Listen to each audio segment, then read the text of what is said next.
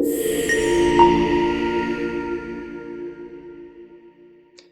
right, let's go.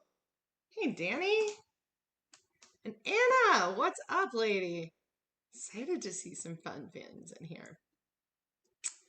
All right. We are sitting here in July 27th of the year 2026. Anna, I love that red. Woo, very pretty. I want to help you get into this call knowing that prospecting is the easiest dang thing you can possibly do in your commercial real estate business, because today you're going to get out of this call with a full 12-month strategy plan of everything you could call about inside a year of commercial real estate that not only is effective and gives you confidence, but it also will help you show up and be a true advisor to the people that you're serving inside your commercial real estate database. And so we're going to play a little bit of a game today. Inside sales strategy. Sometimes the thing we have to think about is actually what is the strategy of our sales call. Because if we're just making calls and always kind of like winging it or calling to say, how are you? How have you been? How can I help you? We don't get effective results because that's not a call that really helps move that person forward. But when we design calls that are anchored in topics that matter in the moment to the client, we tend to generate movement because we're generating conversations that add value to the owner. They add to their success around their real estate. They add to the volume of accuracy and effectiveness that you bring to their experience, and therefore starts making you more knowable, more likable, and trustable. That's the 3-punch thing that we look for inside Nucleus, and gives you the ability to now be an advisor with control over an annual conversation that you have with your clients. Now, I could make it as easy as say, pick 4 things you're going to talk about, call your database 4 times this year, and there you go, my dear, that's it. But that would be a really boring way to approach the year. We'll start there, but we're going to get out of this, and I'm going to give you a full 52 topics. If you wanted to call on something new every single week of the year, 52 topics, but we're going to break it down. First, let's just say the 4 quarters. If you had something each quarter of the year that you talk to your clients about, what would they be? Here we are at the beginning of Q3. And typically, we want to look for things that are at the quarterly theme that matter the most based on the time of the year that we're inside. And so this might be a really good time to be thinking about growth and expansion and investment opportunities, really kind of wrapping their head around how to take advantage of expansion, acquisition, and really what comes next in their portfolio. Why? Because Q3 is a little bit of a quieter time most of the time than when we get into Q4. Q4 might be when you're having conversation around what do we need to complete by the end of the year? What do we need to start doing to be prepared for next year? Let's address some time-sensitive decisions or discussions to help prepare your investment real estate strategy or usage for next year, which then gets us right back to Q1. Q1's always seem pretty easy, right? How's it going? We're into the new year. How are you deploying that Q4 business planning strategy and portfolio strategy?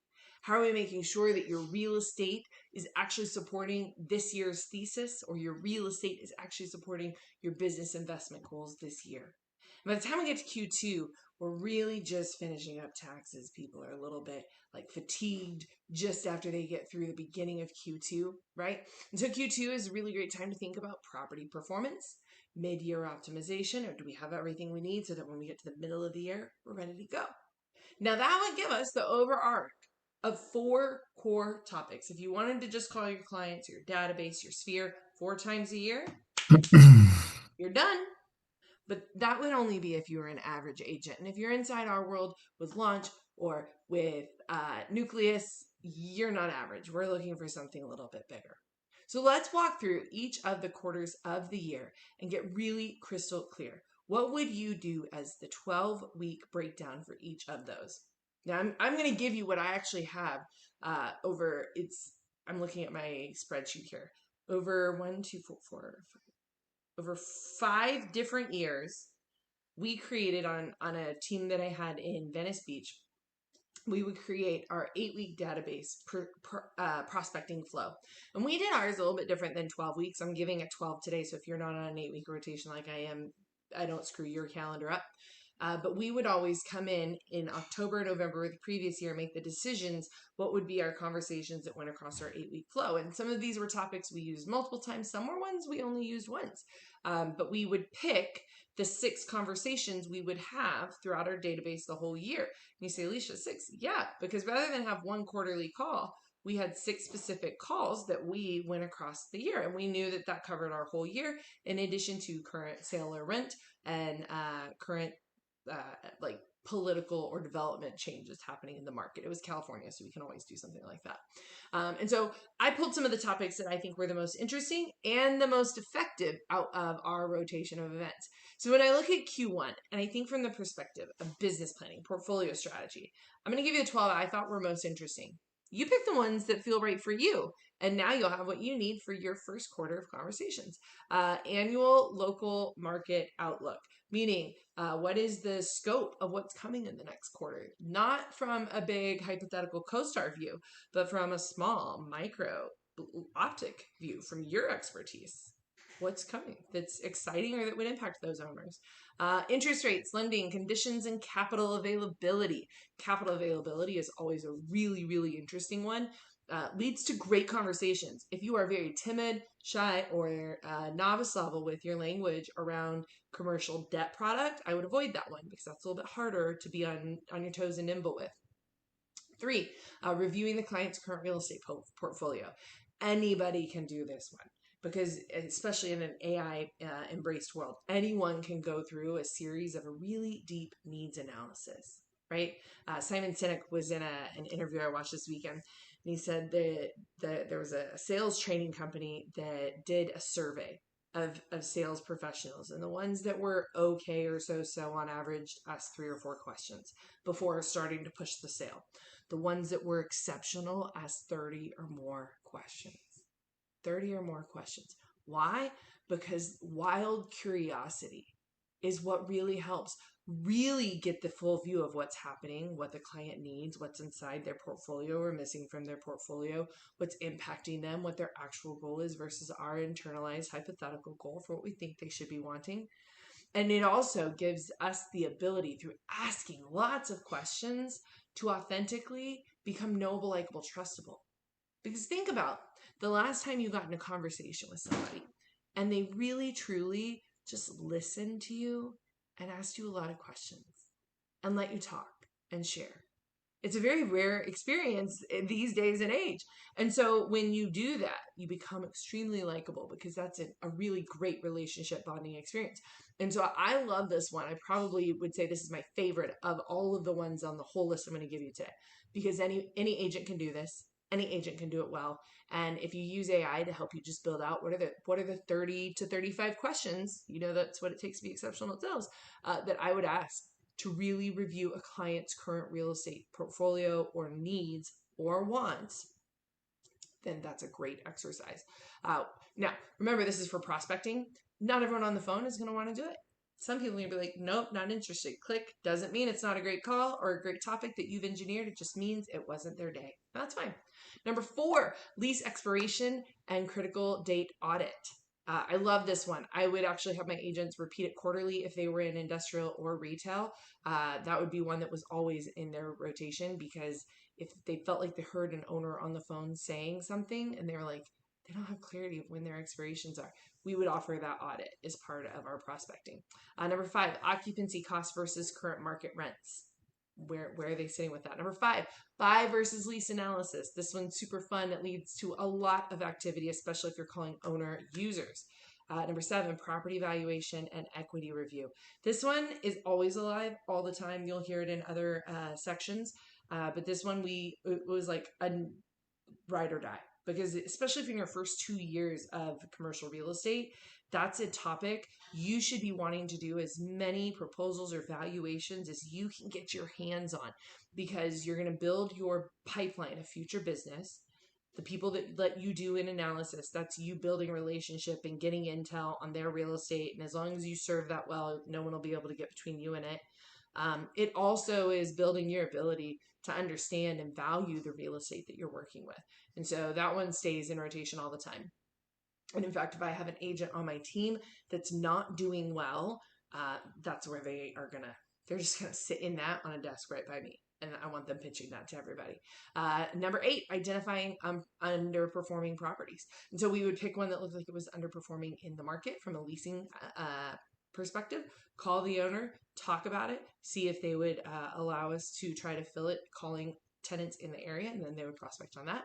And then also with the owners that we were calling, just seeing if they had any underperforming assets that they wanted some review of. Tax assessment and operating expense review. This is a great topic in Q1 because most people are talking with their CPAs at the moment. And that one is one that comes up quite a bit. The CPAs have questions and owners have questions. They're looking at numbers they might have to cut checks for. It's a good time to have that conversation. Typically put that one like in the very early February stack of questions. 11, client success story, improving portfolio performance. So we would find someone that we, in the previous year, previous quarter, had done something really great with and use that as a case study. Your property is similar to this one on Main Street where we helped an owner increase their overall rental rate by X percentage. We'd love to understand how we can help you do the same. And the last one, always on the last week of the quarter, if you don't have anything specific, first quarter strategy meeting and action plan recap. So if you get to the end of Q1 and you feel like you've made some good relationships, it's a great time to call and say, I'd like to offer a complimentary strategy session. Let's sit down and look at your action plan for the remainder of the year based on how you've performed in Q1. And at the end, you have to, really be comfortable consistently asking, would it make sense to spend 20 minutes reviewing your real estate portfolio for the year? That's it. That's an easy question. Then we move into Q2. And Q2 has, the same kind of methodology where we look up and we want to have clarity on what we're talking about. You'll hear some of these things and go, those aren't all that different. Why? Because commercial real estate is still commercial real estate. All we're doing in this exercise is saying if we had 4 big topics and we line out things we would talk about in these topics, could we tell ourselves reasonably that there now is 0 reason to not pick up the phone? Probably. So let's keep squashing the reasons that might exist. Q2, we're going to focus in on property performance and mid-year optimization. With my team, I would always give the primary message to really be clear. We need to identify opportunities to reduce cost, improve income, or improve position. Reduce cost, improve income, or improve position. Because someone who is an investor, the way you capture their ears and get them to listen is make them more money. Period. End of statement. That's all you got to do. And so to do that, I'm going to reduce their costs, improve their income, their profit, right? Or improve their positioning. So the 12 topics I saw that we've used that I think you would like to use too. 1, second quarter market update. Just an update of the market. Here's what we see. We're closing out Q1, going into Q2. Here's 3 interesting things that have happened so far. That's it. And these have never been easier. You guys have no clue. We used to have to really do this work to pull these topics together. Now you have AI. Make sure AI is not lying though. 2, mid-year occupancy and space utilization review. If you work in leasing especially, that's great to create like a 1-pager that you could call about and go to coffee dates with. 3, lease expiration and renewal strategy. This is great if you are a tenant rep and calling tenants. We want to look at when your renewals are due. We can help you do some strategy on that, on when the best time to think about looking at new spaces could be. And if you're on the landlord side, let's look at when your expirations and renewals are coming and how you want to strategize around those. Maybe what you want us to start thinking about is new tenants to attract or space improvements that you want to do to attract right tenants. 4, comparing current rent to market rent. This is a great one. 5, operating expense and CAM reconciliation review. Now, if you've never done OpEx and CAM reconciliation, you probably don't want to call on that one. But I do encourage you to go ask a mentor to walk you through that exercise because that's a really solid exercise to take a landlord through if they don't have a solid property management company or a really clear understanding for themselves of how or why to do that. You become an instant advisor when you do that with them. So that's one, if you don't know how to do it, go learn. If you do know how to do it, that's a great call topic. 6, tenant retention strategies. We're calling landlords with buildings like yours to share retention strategies for how to keep the best tenants and attract the next best one you want. Property valuation and equity review. That one's on repeat. Why? Because it should always be. It's a ride or die. We need to look at your value. If you're new in the business, you owe 2 years of taking every valuation you can get your hands on. Number 8, improve NOI through expense reduction. This one's always great. Remember, we're going to reduce expenses, improve profit. And then number 9, improve NOI through rent growth. Same, we're going to reduce expenses, improve profit. 10, renovation, repositioning, and adaptive reuse opportunities. What I loved to do on this type of topic, and we almost always did one of these in Q2, toward the end of the quarter, we would book like a state of the market event where we would bring a speaker in. We'd get a small venue that we could sit in and have, a small panel and do an actual event with people who attended. The whole team called the whole database, and they came and we had a presentation that we got them into, and we would present that. And that was great. You have a whole quarter with phone calls to do around that. And you pick up a lot of property valuations doing that, which is really good. Number 11, client success stories, improving NOI or occupancy. 12, mid-year portfolio review and second half priorities. That one is really also awesome because you're, again, touching value. At the end, the first part is that you want to make sure you're always easy to say, would it make sense for us to spend 20 minutes to look at your real estate priorities? And then as you evolve that, right, where now mid-year would a quick property performance review help you identify savings or income opportunities. Identify savings or income opportunities. We're just evaluating it and letting it evolve to track the profit and reduce expenses. So then we get into Q3. And Q3 is all about growth, expansion, and investment opportunities. So think for just a minute. With the clients that you have right now that you're in service to, either in your database, I love calling my database because that keeps me sticky with who I said I want to be working with. Right? My database is of the 2,193 properties that for me, I look up and I go, that's the real estate that I want to be the household name in. Problem for most of us is we start waking up and dealing with whatever crosses our desk or our inbox. And so we kind of get off track of being in front of the real estate that we really wanted to win with. And I want you to win with that real estate. So this third quarter one is an agent.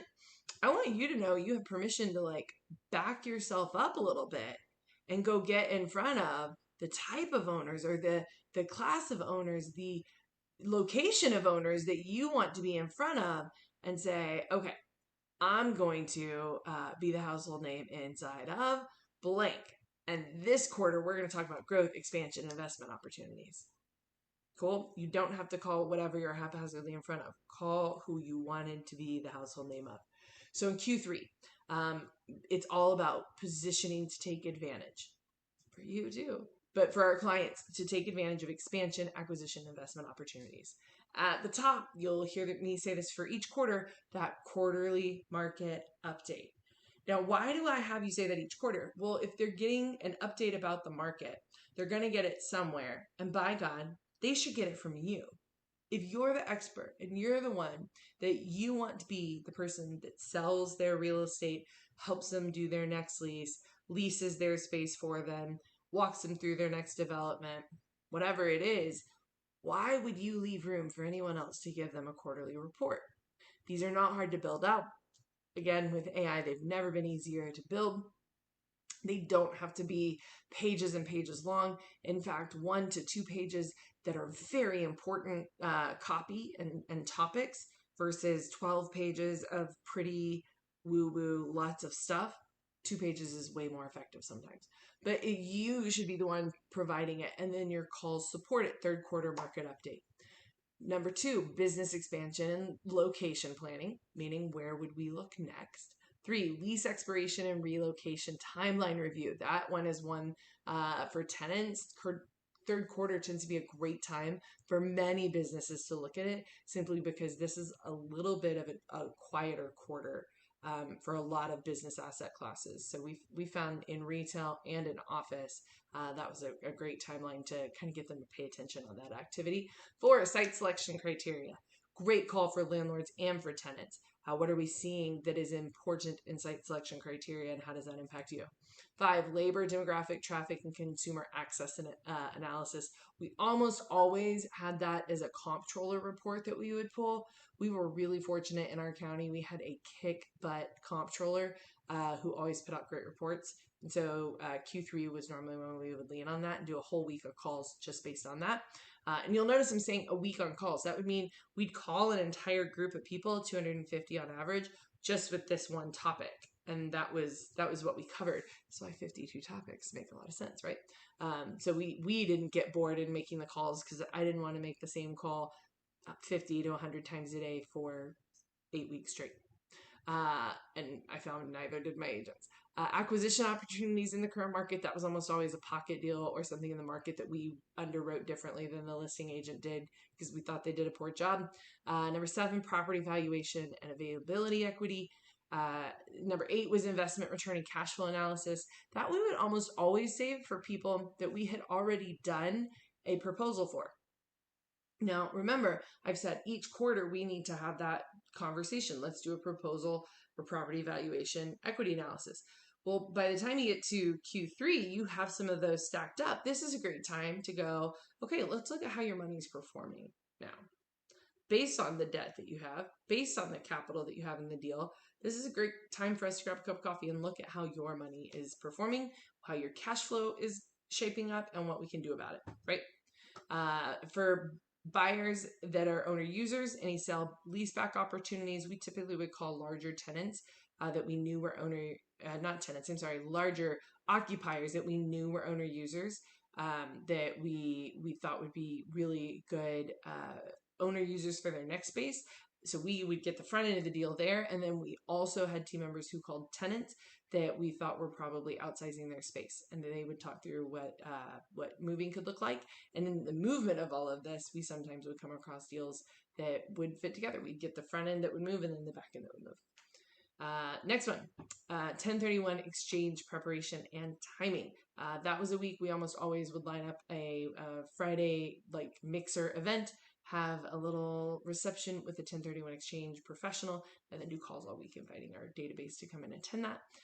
Client success story, expansion or acquisition, same as before. Why do we repeat it? Because if you've done it once, you can do it again. And what I would do differently today on that is make that social, right? Like go into the business, take a highlight. I think the best is to put it on the reel inside Instagram or in TikTok or wherever it is that you're doing it, and let that get building there so that you're sharing the client's success story and yours. No brainer. In the last week of Q3, it's really working on building a target list of properties that match a thesis. We're helping owners and investors right now build their list of the 5 properties that they would like to see as an investment opportunity for their portfolio. Is that an exercise you'd want to go through? Easy one. I had 2 clients specifically that when we triggered that call, they were real juicy on that idea. And one of them painted the vision of like, Alicia, I've driven by this one building every single day across from the Santa Monica Airport. I've driven by every single day for as long as I can remember. And I always think I'm going to buy that building one day. And about 8 months later, we bought that building one day. He bought it, but I helped him get through it. And it was really interesting. He was miserable once he bought the property, but it kicked off the idea of, how many of us are driving around and we see a piece of real estate that you go, man, I really want to buy that one day. He was miserable because it didn't do what he thought he was going to do with it. A whole separate story. All right. And now we're into Q4, right? Q4 is a great time to have a plan for, because similar to Q1 where, they're waiting for taxes, Q4 has all the reasonable reasons to not be on the phones for ourselves, but also to make the assumption our clients are not on because of the holidays. So Q4 is when we need it the most, a clear plan. Year-end decisions, next year prep. That's all you got to focus on. And you don't need all 12 of these topics. Pick the ones that you will use. But this is the time for you to address time-sensitive decisions and prepare your clients for real estate strategy for next year. And so as the other 3 quarters, we kick off with 4th quarter market update. We do this one differently, though. It also has next year preview. And then we go into year-end lease expiration and critical date reviews. Then we also have, for number 3, upcoming renewals, options, and notice deadlines. And those are ones We would lean on CoStar data some. If we saw ones coming, we would just call the owner and say, hey, we see this coming. Are you aware of it? Is property management company aware of it? And many times they were, but sometimes they're like, oh man, I totally forgot about that. We typically call them when it was like, 6, 7 months out, not too far, but far enough that they still could do something about it. Number 4, year-end property valuation and equity review. Now, why would we do it at the end of the year? You know what? Sometimes going into Q1, people know that the family is going to get together during the holidays and talk about what do we do with the real estate, and having a valuation at the table just helps the family have a better conversation. That's why you do it in Q4. Number 5, hold versus sell analysis. So all the people that tell you I'm not a seller, perfect. We offer hold versus sell analysis. Would you like to actually see a document that guarantees that? Would you like to look at the value so that you know, based on an investment thesis, you're making the right call? Number 6, year-end acquisition and disposition opportunities. And so that looks like 2 things. 1, what we see in the market. And 2, would they like to do a review of their own portfolio? That one works best if it's for their own portfolio for like the tier 2 private investor. Mom and pops, that's thinking too far ahead. 7 was tax planning and considerations for anything on the properties that they needed to think about. The biggest one that would happen there is, are you guys thinking you might sell or do anything next year? Have you talked with your CPA about how you need to hold title at the end of this year and the beginning of next year to execute what you want to do? You have not. Okay, we need to grab a cup of coffee. I want to make sure that you're set up correctly. Because if they want to 1031 exchange a very specific way, they need to hold title the correct way going into a certain calendar year. And I'm not a lawyer or a CPA or a title rep in that expertise lane, so make sure you're seeking advice on that before you just run with it with clients. But in most cases, there is an LLC title issue where it needs to be set up in a certain way. It's a great reason to be on the phone. Understand it before you call about it. Number 8, capital improvement and budgeting plans. What do we want to get into the priorities for Q1? And what would that mean from a cap improvement? Evaluation can help you understand what the most logical and important cap improvements to put in place would be. Number 9, next year occupancy and headcount planning. 10, portfolio risk review. That's a great one. If you don't have people in your database that you think have a lot of portfolios, which can happen, if you look at your CRM and you don't think there's a lot of portfolios there, that's right. What you do is you run an exercise and teach, what does building a portfolio in the community you operate in look like, and what are the SWOTs, what's the strength, the weakness, the opportunities, and threats. And you run it as like a webinar, and then you hold that and invite the people in your database to it. And so that would be what you could do. I had an agent, Scott, on my team. He would take that portfolio risk, and he did it quite a bit. He worked a lot with people in the entertainment industry because he was not ASCAP, SAG participant, and he would bring people in quite a bit because they all thought they would just buy a bunch of real estate and then get wealthy really fast. So he taught on that topic and did so very well. 11, client success story, end of year results. That's a great time to let a client shine. Again, make it social if you can. And the last one, annual real estate strategy meeting. At the last quarter of the year, it's a great time to sit down and make sure we take a look at what's happened this year with any movement in the properties, and get really clear what you'd like to see happen next year. And then we could advise to how you can make sure that happens. Now, what's important about what we're sharing today? 1, you don't have to call on every single one of these topics. I'm just giving you guidance on some that we've used over the years that have worked great.